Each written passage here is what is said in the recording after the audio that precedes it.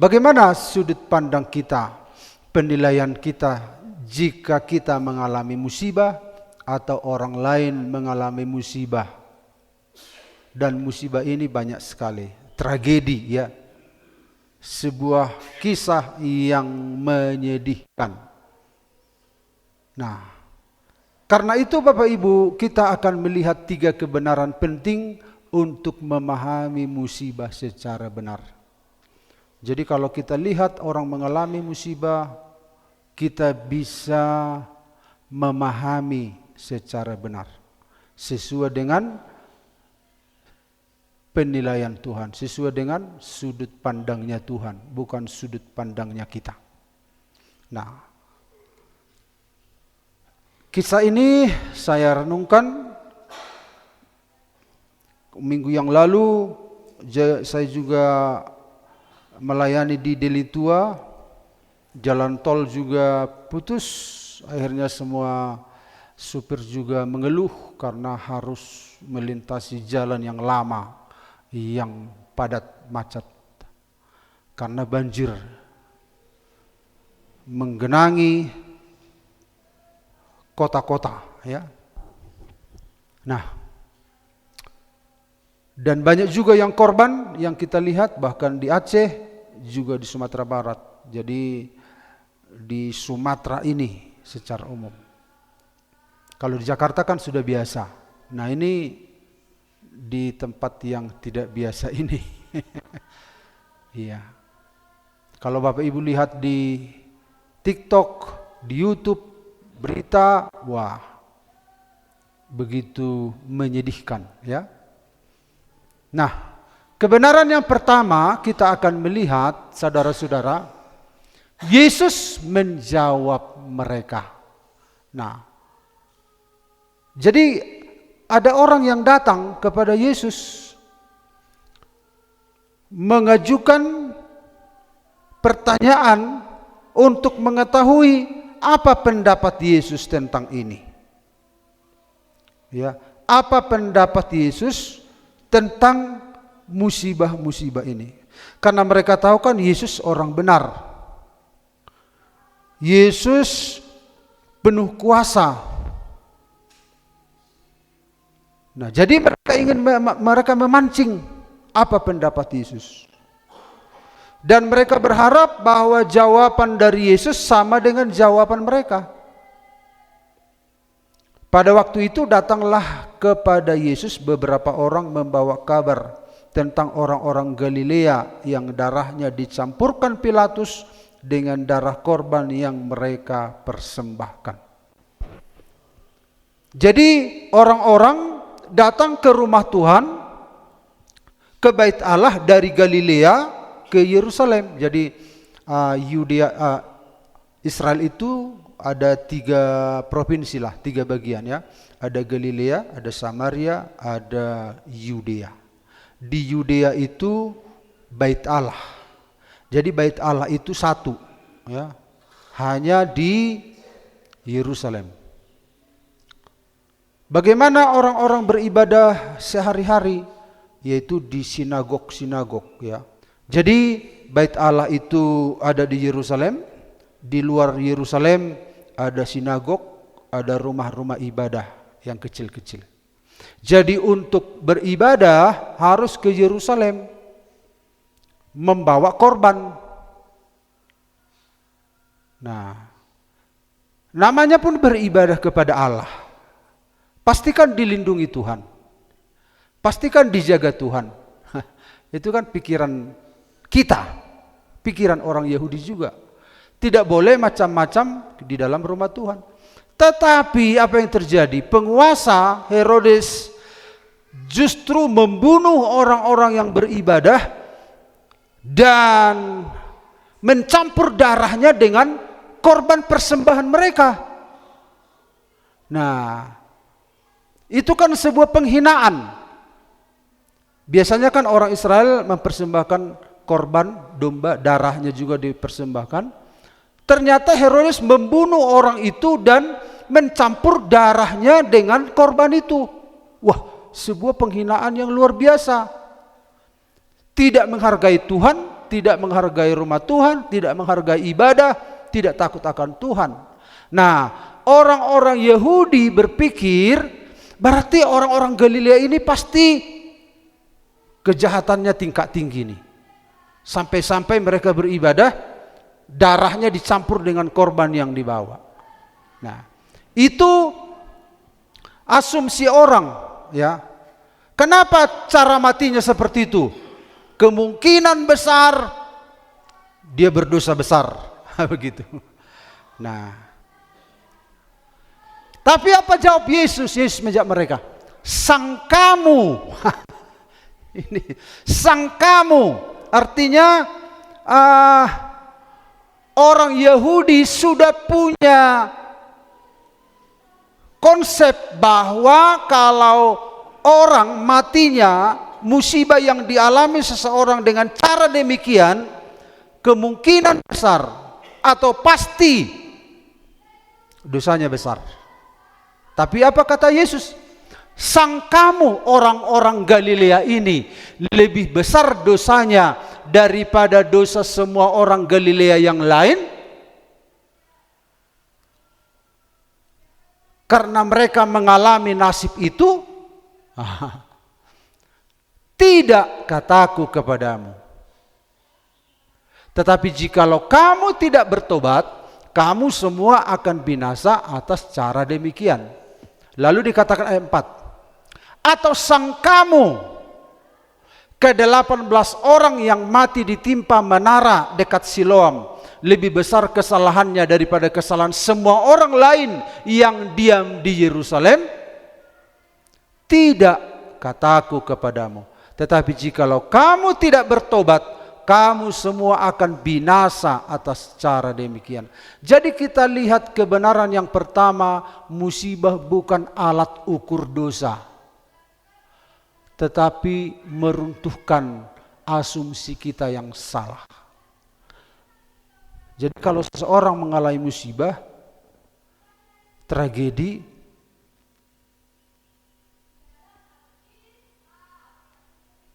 itu akan jawaban Yesus ini meruntuhkan asumsi kita. Bukan mengukur besar dosa si A, si B, si C. Kita kan sering mengukur kan? Kenapa dia begitu? Oh, kita ukur, oh begini.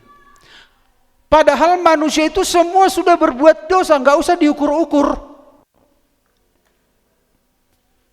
Nggak usah diukur-ukur.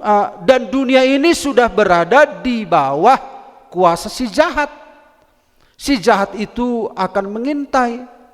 Bisa saja itu kesalahan manusia, bisa saja itu karena sebuah kejahatan, bisa saja karena kelalaian, tapi semua manusia sudah ada di bawah murka, sudah di bawah kesalahan-kesalahan. Jadi apa yang diproduksi oleh manusia, sadar atau tidak sadar, itu akan mendatangkan musibah. Jadi Yesus tidak mencoba mendukung asumsi orang-orang ini. Jadi ketika saudara-saudara longsor banjir di kita, bukan berarti orang Batang Toru lebih besar dosanya, orang Sibolga lebih besar dosanya. Enggak. Tidak, kataku kepadamu. Jadi manusia ini sukanya menghakimi. Jadi ini pelajaran yang pertama. Tuhan yang seorang hakim. Jadi Yesus tidak sedang memberikan alat ukur kepada manusia supaya oke, kalau orang itu mengalami ini, oh itu alat ukur yang kuberikan. Berapa besar dosanya? Dosanya segini, dosanya ini, masalahnya segini. Yesus tidak mengizinkan itu ada di dalam pikiran orang-orang Yahudi. Itu konsep-konsep manusia yang sudah berdosa.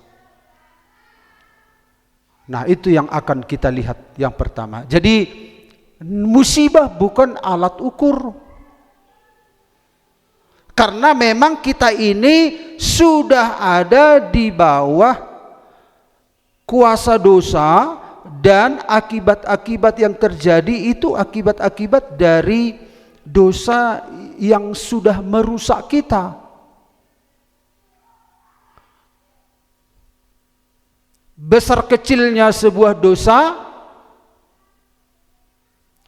kita akan mengalami seperti itu. Mungkin besar kecilnya sebuah musibah bisa diminimalisir, tetapi kita ini sudah ada di bawah bayang-bayang maut. Makanya orang perlu Tuhan. Sebaik-baiknya orang menjaga kesehatan juga akan mengalami kejadian yang tidak menyenangkan juga dalam dirinya, apalagi yang tidak menjaga kesehatannya, begitu. Jadi ada satu yang Tuhan lihat yang tidak dilihat oleh orang. Karena manusia itu hanya ingin meloloskan keselamatan fisik. Yesus sedang melihat keselamatan yang jauh lebih besar daripada fisik. Makanya dikatakan, tidak kataku kepadamu. Jadi kita sedang berbicara tentang sangkamu. Jadi prasangka-prasangka ini harus dinormalisasi dulu, dibersihkan dulu, sehingga tidak ada penghakiman-penghakiman. Tidak sulit bagi Tuhan kalau memang itunya maksud Tuhan. Tidak sulit ya. Ini gunung ini pun bisa runtuh. Atau misalnya tersumbat itu aliran air sungai ke Asahan. Tersumbat saja itu sudah Danau Toba sudah apa?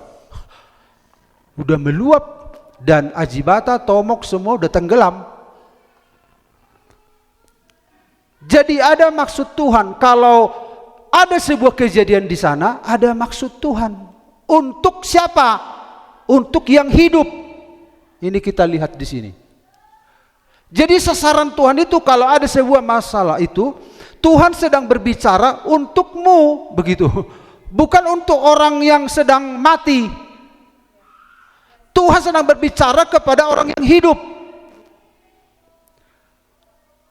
Ya, jadi ketika ada orang mengalami musibah, kematian di sana, longsor dan lain sebagainya, Tuhan sedang berbicara kepada orang ini semua, kepada kita, bukan kepada orang yang terkubur, kepada kita. Apa yang sedang dia bicarakan? Nah, ini kita lihat nanti. Jadi asumsi-asumsi ini harus dinormalisasi, ya. Dinetralkan. Bayangkan Bapak Ibu ini, orang sedang mempersembahkan persembahan, tetapi datang prajurit-prajurit Herodes membunuh dan mencampur darah kepada korban mereka. Luar biasa kekejaman ini. Jadi musibah itu bisa karena sebuah kekejaman.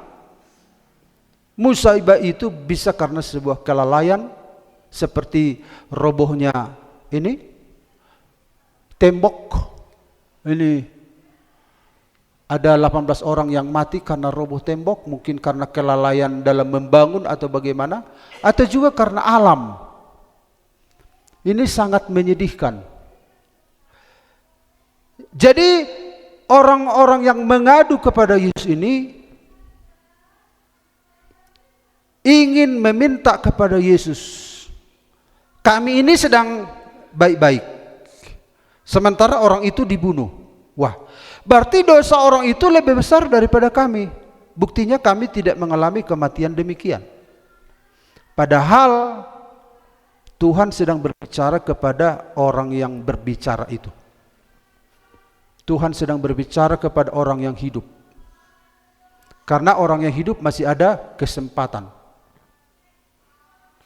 Kalau orang yang sudah mati, sudah berhenti, nggak ada kesempatan. Nah,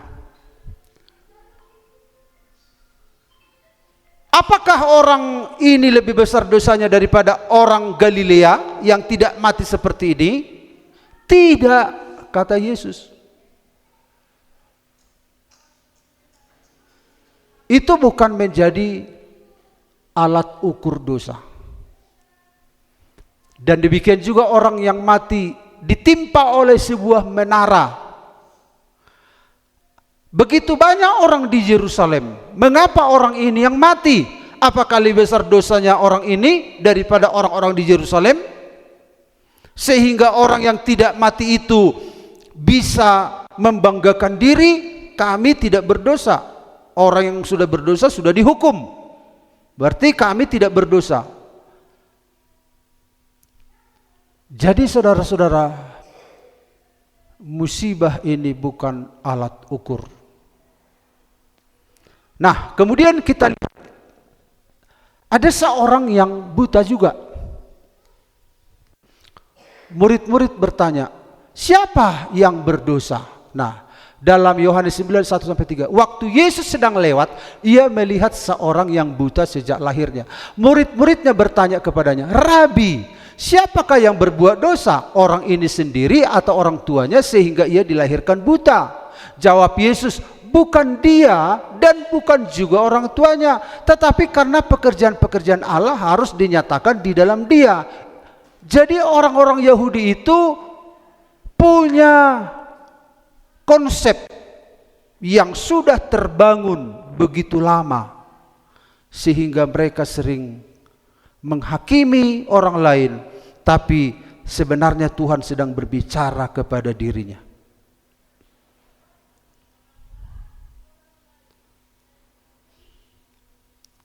Jadi saudara-saudara, ini menjadi pelajaran di kejadian-kejadian yang sedang terjadi ini.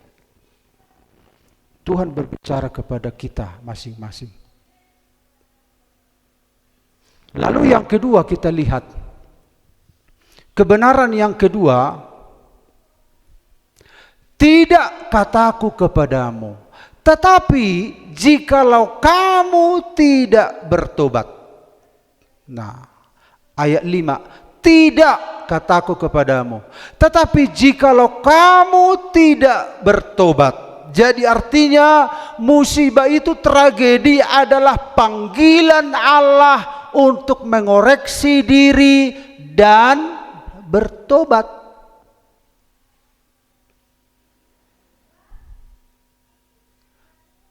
Berapa kali Yesus bilang, tidak kataku kepadamu. Karena ini konsep yang salah, akhirnya tidak menemukan lagi apa yang menjadi masalah dalam dirinya.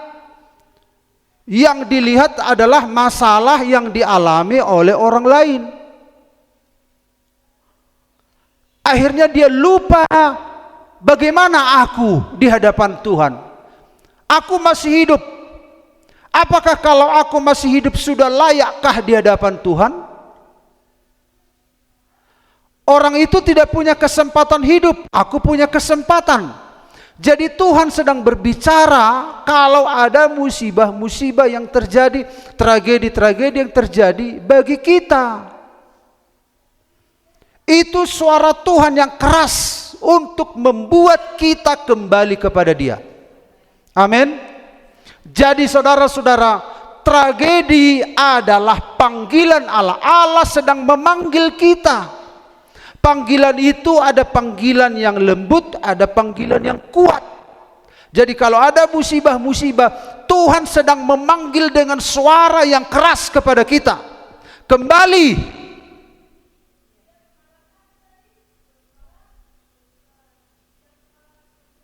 Nah, tidak kataku kepadamu, tapi jikalau kamu tidak bertobat.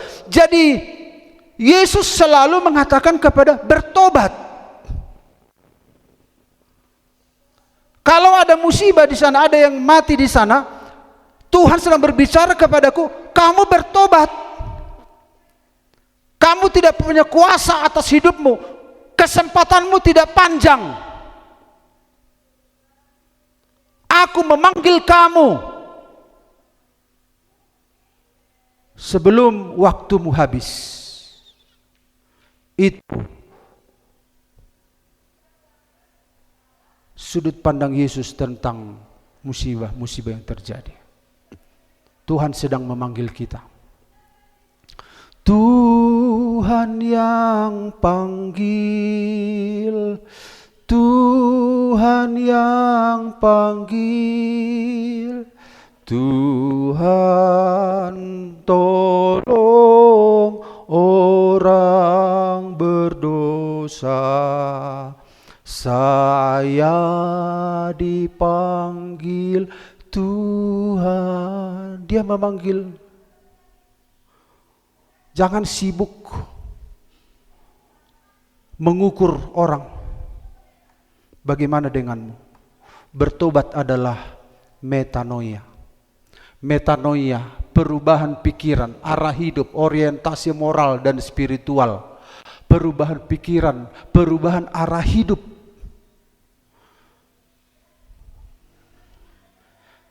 Jadi kita ini saya ulang-ulang lagi kepada kita. Ketika saya sampaikan ini di teman-teman di kelas, mereka bilang, wah kalau begitu jangan-jangan banyak jemaat kami yang belum bertobat katanya.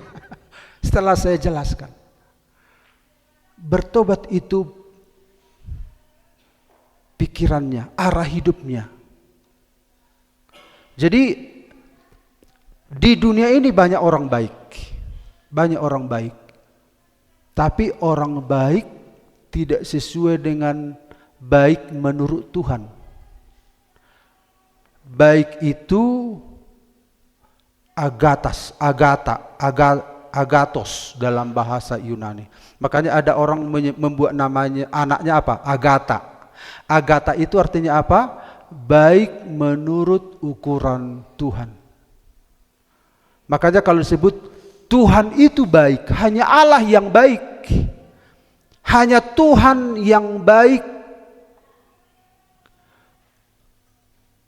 menurut orang Yahudi. Makanya disebut sebab Tuhan baik, bersyukurlah karena Tuhan itu baik, karena memang hanya Dia yang baik. Kualitasnya itu kualitas yang dimiliki Tuhan, ya. Baik menurut Tuhan. Nah, di dunia ini banyak orang baik tapi tidak menurut Tuhan. Nah, jadi kenapa kamu tidak marah-marah lagi? Contohnya, dulu waktu kamu marah-marah, sedikit marah-marah, gitu kan? Murah-murah mendijujol mak. Bama benopang amar kurus iba nih. Kurus nih. Berarti andai kata dang kurus so toparom mudope hutopar. Berarti dia jadi baik karena apa? Sudah kurus. Bukan karena Tuhan penyebabnya. Jadi banyak orang baik karena faktor-faktor lain. Basa dang ya loho besi hai hape tikisi holan tersinggung doho saotik itu jakoko di mana? Ai bawa nepang hepe kupe nggak habis. Anon iti juau. Jadi artinya ada orang jadi baik karena nggak punya uang, ada kan? Pas sona rendah hati ho berengopang. Ai bawa benopang hepe kupe sodong benih. Subuh ibu memang guap-guap. Ada orang yang baik seolah-olah rendah hati, tapi karena faktor apa? Gak ada uang. Ada orang jadi baik, faktor apa? Gak ada kekuatan melawan. Makanya di gereja kita baik itu karena apa? Tapi kalau kita baik karena Tuhan yang mengubah hidup kita, pikiran kita sudah berubah. Aku berhenti karena ketika ku dengar firman Tuhan bahwa tubuhmu adalah bait Allah, wah, firman itu mengubah pikiranku. Akhirnya aku menghentikannya. Tapi ada orang berhenti karena apa? Karena apa? Batuk-batuk. Kenapa kau berhenti? Haha, batuk-batuk kau, Bang. Andai kata dia nggak batuk, masih apa? Kenapa kau berhenti, Bang? Nggak punya uang. Berarti kalau punya uang, lanjut gitu. Artinya ada orang berlaku baik pas situa-situahon alai ala nonggale dari mana? Bukan karena Tuhan yang mengubah, bukan firman yang mengubah. Di dunia ini banyak orang baik. Segala kebaikan manusia bagaikan kain kotor, kata Yesaya. Tapi kalau firman yang mengubah kita, engkau tahu enggak, begitu contoh, kau tahu enggak, aku ini jadi orang yang lemah lembut karena kau tahu enggak? Karena Tuhan mengubah hatiku. Dang naso dok kepeku, dang naso sehat tahu ibarat ko boto hokku, ay sapilti dewi, murado tijuoni, alay dang hula hobesone alanyaha, holong nasya dewata, mengubah kekerasan hatiku, itu bukan karena dia nggak punya. Bukan karena dia nggak punya uang, bukan karena dia botohonna nggak habis, merkurus kering. Tapi kenapa dia bisa berubah? Pikirannya telah diubah, metanoia.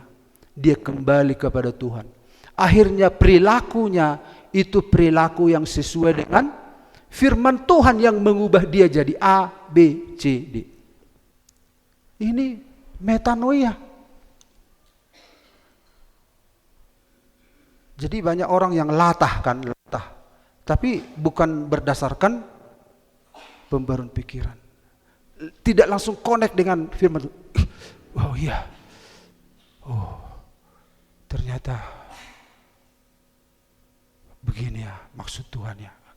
Akhirnya dia berubah. Itu metanoia. Langsung connect dulu. Dia tahu itu dia telah berbuat dosa. Ini perubahan pikiran, arah hidupnya jadi berubah. Tuhan yang memanggil. Jadi tragedi adalah panggilan Allah untuk mengoreksi supaya kita bertobat. Tuhan memanggil. Kalau engkau mendengar ini, sebenarnya aku sedang berbicara kepadamu. Engkau tidak punya kuasa atas hidupmu. Kesempatanmu sedikit. Kembali kepadaku, kembali. Bapak Ibu, ini adalah bunyi sirene kebakaran, ya. Sirene kebakaran ini berbunyi. Tujuannya apa? Apa tujuannya Bapak Ibu? Apakah sirene ini apa namanya? Gitu kan suaranya sirene kebakaran kan? Gitulah contoh. Tujuan sirene ini untuk apa? Apakah untuk memberitahukan asal api adalah dari sini? Kemudian dalangnya adalah ini. Itu tujuan sirene. Tujuan sirene adalah memberitahukan keluar api, itu maksudnya sirene. Selamatkan dirimu, menjauh dari api, itu maksudnya sirene. Bukan memberitahukan bagaimana latar belakang api, kemudian menyelidiki siapa pelakunya, apa yang dibakar, enggak. Tapi sirene itu tujuannya keluar api, itu maksudnya. Selamatkan dirimu Jadi musibah yang terjadi itu adalah sirene untuk memanggil kita. Tuhan sedang memanggil kita. Bertobat. Bertobat. Jadi bukan hanya sekedar melayani yang bertobat ini. Ada juga kan yang melayani gak ada pertobatan. Ya, ada juga orang sebuah kisah, ya bukan di sini ya. Ini kisah nyata. Kebetulan pemain piano. Biasanya kalau di gereja-gereja tua kan pemain tunggal ya piano.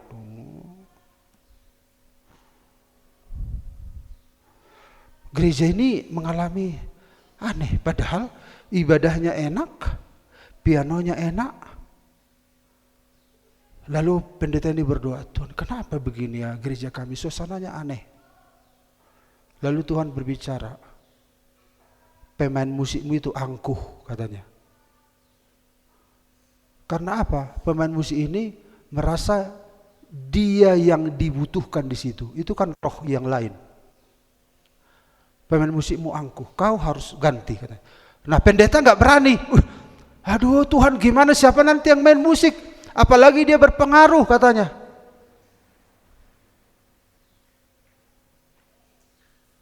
Jadi semua kita harus bertobat. Amin. Amin. Semua harus bertobat. Baik WL, baik singers, pemain musik, penerima tamu, seluruh jemaat Tuhan, baik pendeta, semua harus bertobat. Tuhan sedang memanggil kita. Tuhan sedang memanggil kita.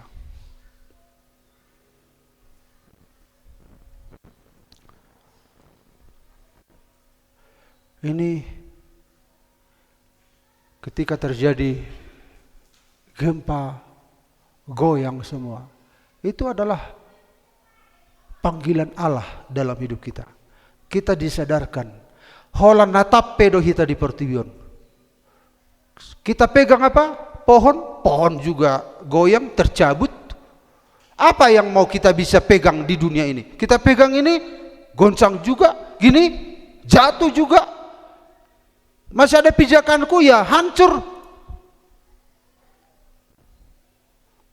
Jadi Tuhan sedang berkata, kamu tidak berkuasa atas apapun.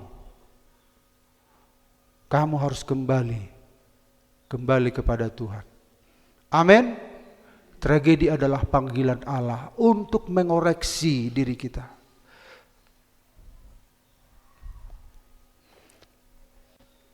Saudara-saudara, kenapa satu waktu ada seorang ayah bercerita kepada teman sekantornya, ya.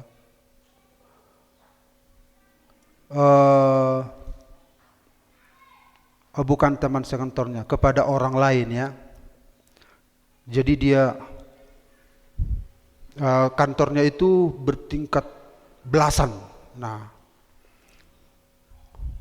lalu kali itu dia tidak segera masuk kantor, dia hanya dari jauh memandang. Biasanya dia cepat. Lalu ketika dia mau dekat kantor, entah ada yang menahan. Tahu-tahu runtuh gedungnya. Wah, coba saya masuk tadi, saya sudah mati. Lalu dia nangis, dia cerita, coba saya masuk. Entah kenapa saya berhenti. Lalu dia berkata, kenapa kamu menangis? Menceritakan, bukankah kau harus bersyukur? Saya menangis. Saya ini hidup bukan karena saya baik. Banyak orang baik yang di sana yang mati. Bukan karena saya baik jadi lolos. Yang saya tahu di gedung itu banyak orang yang baik.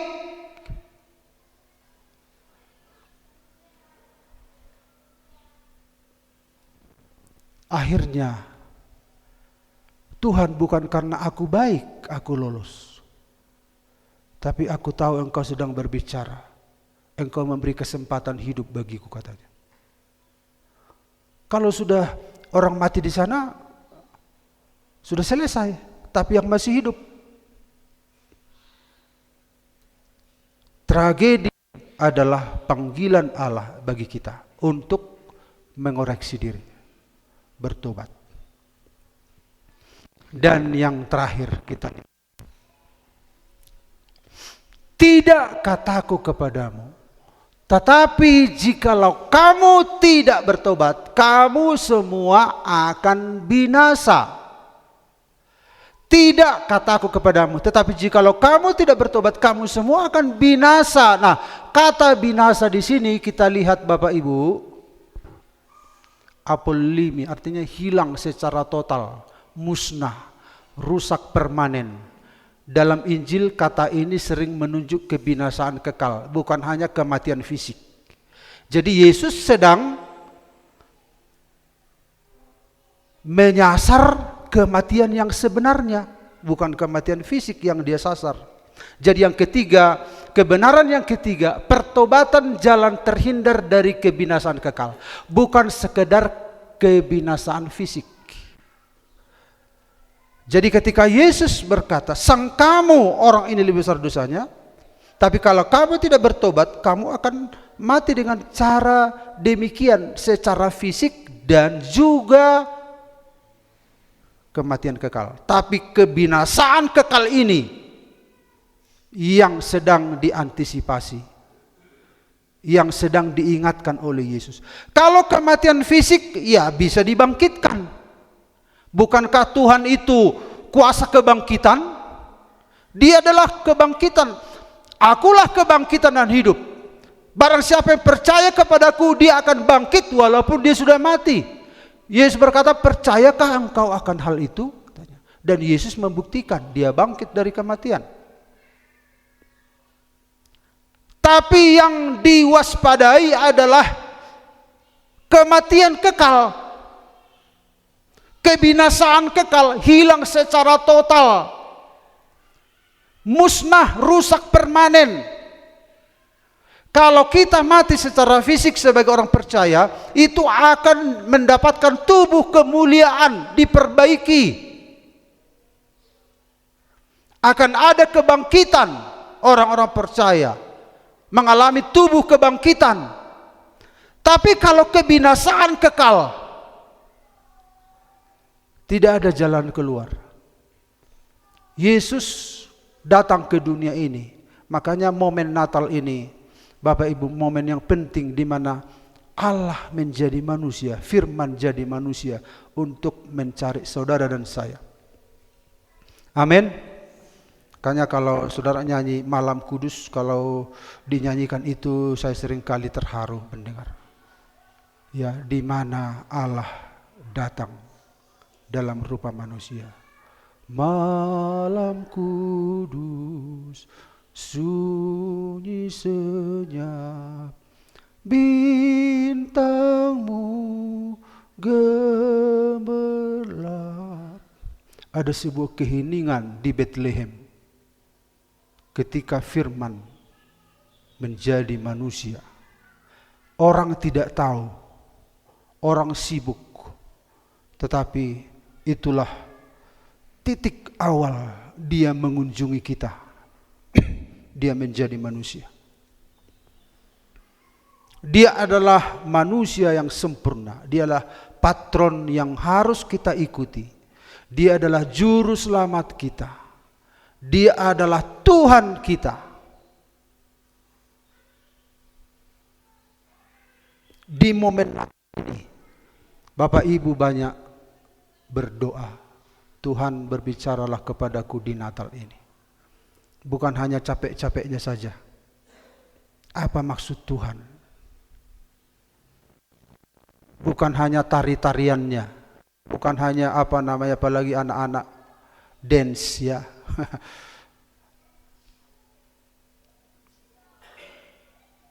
Tetapi kita punya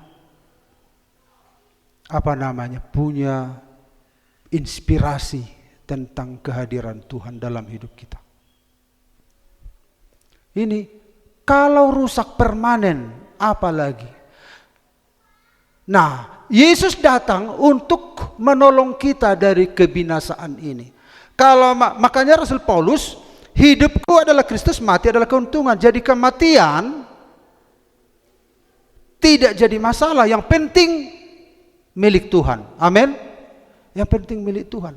Jadi ketika kami bicara di rumah, wah mati. Ada juga keluarga pendeta, anaknya juga mati. Semua mati. Ya amanala dokonon. Bata tapajono madiritahu Tuhan. Ini nama jawaban kan? Berbaliklah kita kepada Tuhan.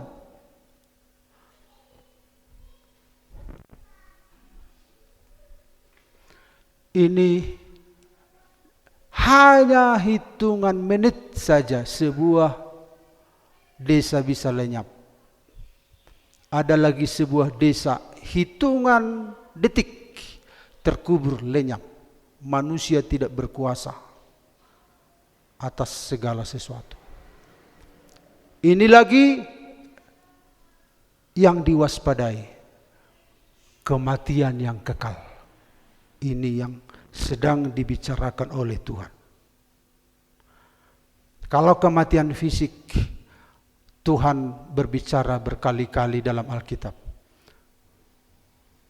Jangan berduka cita seperti orang yang tidak percaya. Karena kalau Yesus sudah bangkit, maka kita juga akan bangkit. Tetapi kematian yang kedua, kematian yang sangat mengerikan adalah neraka yang kekal. Inilah kebinasaan yang sedang disasar oleh Yesus kepada orang Yahudi. Kalau engkau lolos, bukan berarti engkau tidak perlu diselesaikan. Engkau harus kembali kepada Tuhan. Sama seperti dialog anak-anak kami, ya. Anak kami ada cerita-cerita lah lucu-lucu. Tahu enggak, waktu kecil aku sering mengambil uang papa, katanya. Tapi aku sudah bertobat. Nah, ada titik balik, ya kan? Ada anak yang lain. Sama sekali aku enggak pernah mencuri. Bagaimana itu? Dia pun harus bertobat juga. Jadi jangan merasa mencuri tidak mencuri enggak perlu bertobat. Karena semua orang telah berbuat dosa. Disadari tidak disadari, dosa itu kan ada dosa imputasi dari Adam langsung ke saya, dari orang tua saya ke saya, dan dosa yang kuperbuat ada 3 porsi dosa yang ada pada saya. Bahkan ketika kita tidak berbuat jahat pun sudah terkontaminasi dengan dosa. Makanya perlu semua bertobat.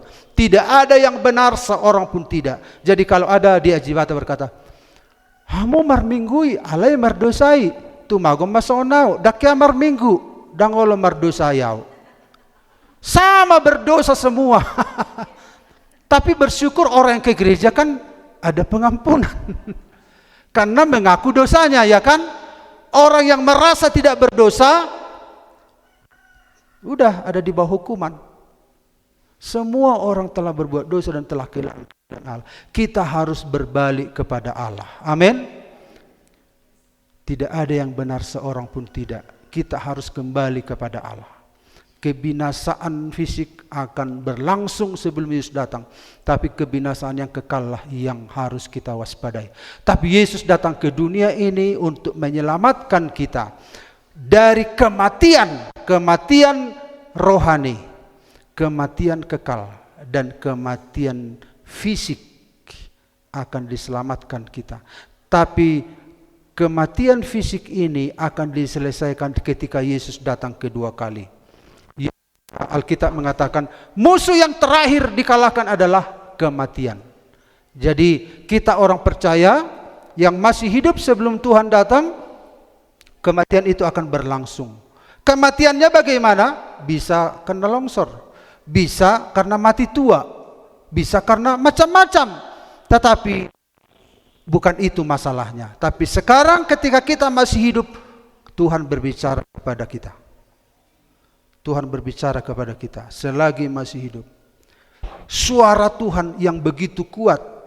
Musibah itu adalah suara Tuhan yang sangat kuat. Kembali kepadaku. Kembali kepadaku. Ketika tidak ada masalah dalam hidup kita, kita nggak mendengar suara itu. Nggak kedengaran suara itu. Padahal suara itu ada. Anakku, kalau kau merasa nyaman, kau harus sadar, kau harus kembali kepadaku. Tapi kita nggak dengar suara itu karena kesibukan, hiruk pikuk, kenyamanan ini, ketenangan yang palsu itu. Padahal Yesus adalah damai sejahtera yang asli. Tuhan berbicara kepada kita, terus berbicara, kembali kepadaku, bertobat, bertobat, bertobat. Amin. Dan di hadapan kita ada perjamuan kudus. Perjamuan kudus ini adalah tubuh dan darah Kristus yang diajarkan oleh Yesus untuk dilakukan oleh murid-murid sesering mungkin untuk menyadarkan kita bahwa kita diterima oleh Tuhan, bahwa kita diperdamaikan dengan dirinya, bahwa kita sekalipun banyak pelanggaran dosa kita, tapi Tuhan mengingatkan kita, darah Kristus cukup untuk membasuh dosa kita. Amin. Sehingga kita layak di hadapannya. Pemain musik silakan datang ke depan, kita nyanyikan nyanyian ini.